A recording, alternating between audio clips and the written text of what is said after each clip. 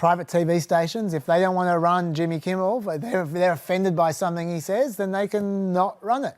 That's fine. That's part of free speech. Sure. Part of free speech is that other people have the freedom to not indulge your speech. Except they're effectively being blackmailed by the FCC. This is where I have a problem. My problem, if those TV stations on their own said we're just not going to run it, that's fine. Yeah. But let's be very clear what happened here.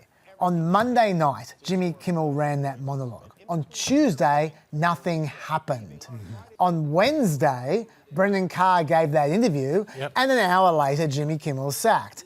In that interview, Brendan Carr explicitly threatened those TV stations. Again, there's actions that we can take on licensed broadcasters. I mean, look, we can do this the easy way or the hard way.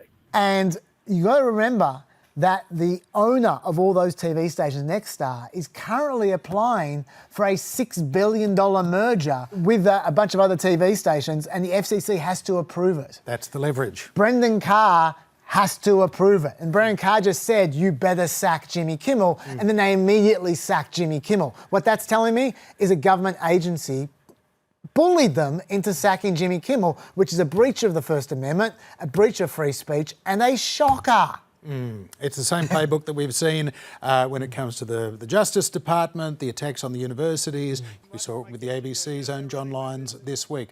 What is the pressure point that you can apply? Trump said, it's relations with Australia. Whoa, you're damaging Australia. In my opinion, you are hurting Australia very much right now. It's a gift, and it's working at the moment.